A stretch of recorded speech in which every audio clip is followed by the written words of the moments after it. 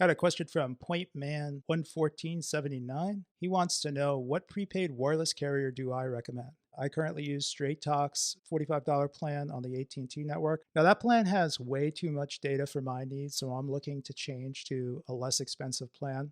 I'm thinking I'm probably going to change to AT&T's $30 plan with 1 gigabyte of high-speed data and unlimited talk and text. But that's for me. That's what's right for me. I don't think there's one best prepaid wireless carrier. There's a lot of them that I would recommend, but it really depends on your needs. I've wanted to write some more articles about this and make some more videos about this subject. But for now, I thought I'd give you some things to think about. And if you can consider these points or answer these questions, it would be a lot easier to make a recommendation for you. The first thing I want to say is pick a prepaid wireless service that uses a network that has coverage in the area where you use your phone. It doesn't matter how much the plan costs or what features it has. If there's poor coverage where you're going to use your phone, it's not going to be a good choice. Now, the US is a big place. There's 4 major carriers, and most prepaid services, most prepaid wireless companies use one of these 4 networks. That's AT&T, Verizon, T-Mobile, or Sprint. And some of these prepaid wireless companies even offer service on more than one different network. So you really need to pick which network is best for you.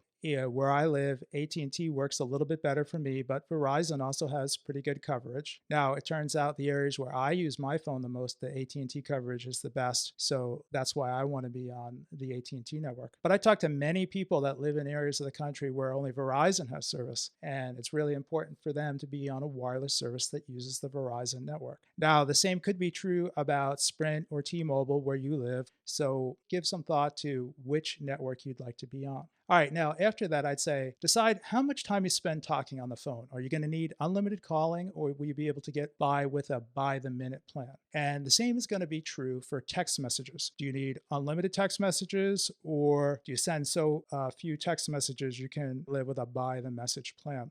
If you don't spend a lot of time talking on the phone or exchanging text messages, you may be able to save some money. You don't need to pay for a plan with unlimited talk and text if you're not going to use that. Next, I want you to think about how much data do you need? Are you going to be using a smartphone? Do you plan on connecting to the internet using Wi-Fi most of the time, or are you going to need a cellular data connection? Most prepaid wireless plans, they come with a fixed amount of data or high-speed data, and that's measured in gigabytes. And some of them may offer unlimited data at significantly reduced speeds after that. Most people find that those reduced speeds are pretty slow. So give some thought as to how much data are you going to need per month. Another thing you should consider too is what happens when you run out of high-speed data. Do you need the option to buy more data in that billing cycle? If your plan has it, that's great. You could buy an extra gigabyte of data. It's usually, say, about $10 a month. But if the service you're using doesn't offer that feature, the only way to get more high-speed data is to renew your plan mid-month, and then your plan will start renewing from that time again 30 days later.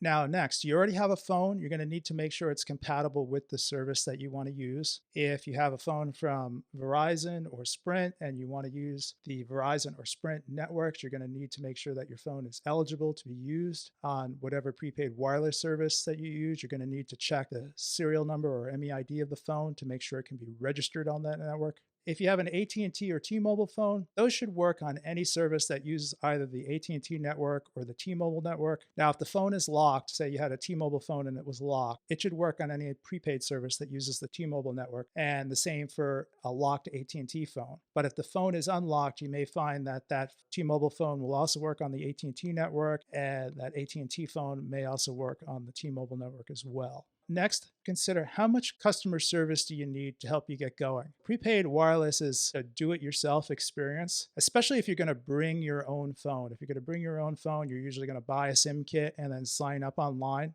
That's a lot different than postpaid wireless service where you can go into any of the hundreds of malls in America and find more than one phone store where you just walk in and they activate a phone for you. So if you think you're going to need a lot of customer service, then you might want to look at prepaid wireless plans that come from a company that have a retail presence. So AT&T and Verizon both offer prepaid wireless plans. You might want to check the stores to see if they can help you sign up.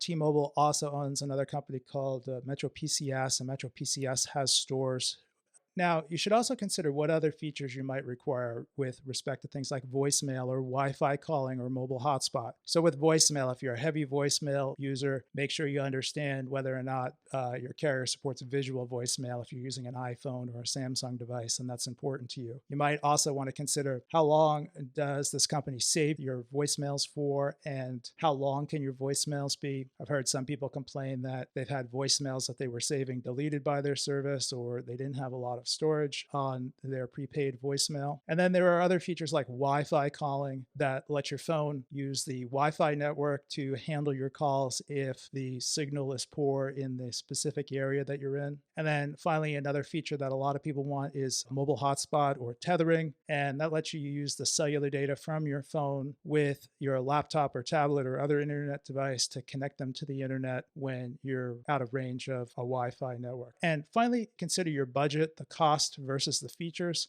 Some services are less expensive than others, while others offer better features. So, for example, I think Verizon Wireless Prepaid offers some really good features. It's a little bit more expensive than some of the other prepaid wireless services that use the Verizon network, but they really offer the most features there. And the same is true with the different services that use the AT&T network.